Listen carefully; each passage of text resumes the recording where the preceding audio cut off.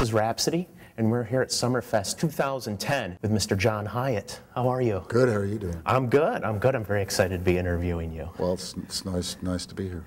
Have you played Summerfest before? Are you a veteran? Many times. When was like the first Summerfest? Oh my! I'm probably back in the late '80s, maybe early '90s. Yeah, I've played a few through the years. But it's one of the great music festivals in the country. You know, it goes for like I think 10 days or 2 weeks maybe. Yeah, it's kind of epic. It is epic. Yeah, it's an epic event. Yeah, yeah. You maintain a pretty hectic touring schedule. You know, in the summer months. Does that you're so prolific? Does that do you just write all the way through? Like, are you writing songs all the time, or do you like just is that an activity you set aside while you're touring? You know, writing's just sort of something I do. It's sort of what I do. If I'm lucky, when I pick up a guitar, that's what's supposed to happen. You know, I guess other guitar players, you know, work out leads and stuff, and I tend to write songs. So that's just sort of what I've always done. Yeah. You know, that's what I started doing when I was like 11 years old. And yeah. As soon as I learned 3 chords, that's what I wanted to do. So that's just sort of the habit of me picking up a guitar, and so if I'm lucky, that's what happens. But it doesn't happen all the time. Yeah, I reviewed both "Same Old Man" and "The Open Road" for Rhapsody, and I don't know if I have this little theory like they're almost. I'm going to see if I'm off base here or not, but it almost seems like they're almost point counterpoint, where one like "Same Old Man" seems to be like addressing age and maturity with like kind of maybe an acceptance of it. Whereas like "The Open Road" is maybe cutting loose, like saying, wait a minute, you know, let me be a little more wild and aggressive again. That's beautiful. That's just beautiful. So am I coming close to I think that sounds it's excellent. I love your take on it. That definitely what I picked up.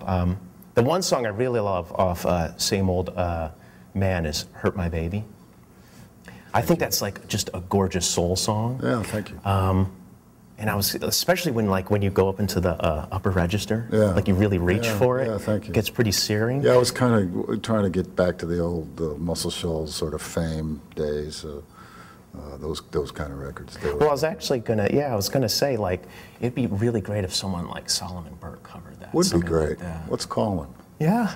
Have you though has anybody recorded yet? I was kind of fishing around the internet to see if someone has covered that one yet, and I haven't seen it. Nobody yet. We need to call some people. We do. We should make some calls. How does that work? Do people just kind of contact you and say, "Hey, we heard this one song and we want to cover it"? Yeah, you know, either people hear them from my records, or you know, occasionally somebody at the publishing company will, you know, some eager young person will start, you know, playing stuff for other artists and stuff, and that's how Riding with the King got cut. For example, some young man out in the LA office for, you know, the publishing companies keep getting sold, so I never know who my catalog's with. It changes from year to year as conglomerates get conglomerized. But I think we're with Universal now. I'm not 100% sure, but I think so. And some young guy just pitched the song to. He had heard that Eric and BB were doing a record together. Okay. And he thought, oh, this would be a good song. Yeah. And next thing you know, I get a call from Eric Clapton, and my wife actually took the call, and she thought it was a friend of ours. She thought he was just pulling our. So him direct, he's calling direct. Yeah, he called direct, and she thought it was our friend Aubrey, who was just, you know, who was always calling, pranking us, and she said, "Oh, come on, Aubrey, you're not, you know, quit joking." Yeah. And I'm Jimi Hendrix. Yeah, let's jam, you know, whatever. And that would have been a wild call to get. It was actually pretty fun.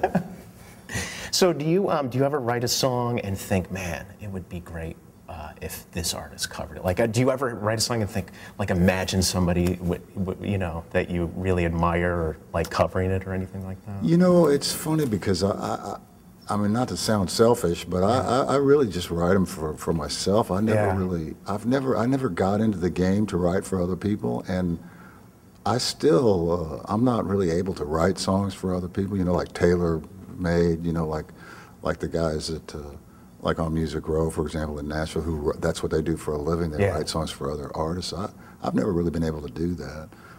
I just write them as they come, and I'm always thinking in terms of, well, here's, as soon as I get 10 or 12 together, it's like, oh, it must be time to make another record, kind of thing, you know. So I just got lucky, I think, that people started cutting them. Yeah. And it's been great. Do you ever listen to some of your early records? Rhapsody just got a digital version of Hanging Around the Observatory. Fantastic. I love that record. And yeah, thank you. I kind of wish like there was like, it always seems like that record should have had one of those deluxe reissues with bonus tracks and stuff. You know, I'm sure there are bonus tracks, because I know we cut more songs Yeah. than were on that record. I'd love to get a hold of some of that. It's a fantastic record in the sense that it seems to be, here's another theory of mine though, but it kind of has that, like where it's bridging, it has that kind of early 70s roots rock feel. Does but indeed. It also has this punchiness that, it kind of seems like a punchiness that didn't start appearing in popular music until the 80s, like a kind of, not new wave necessarily, but there's a punchiness to the production that's kind of out of time for 1974. Are you trying to say I was ahead of the times? You've probably heard that a lot. Ahead of the curve? Yeah.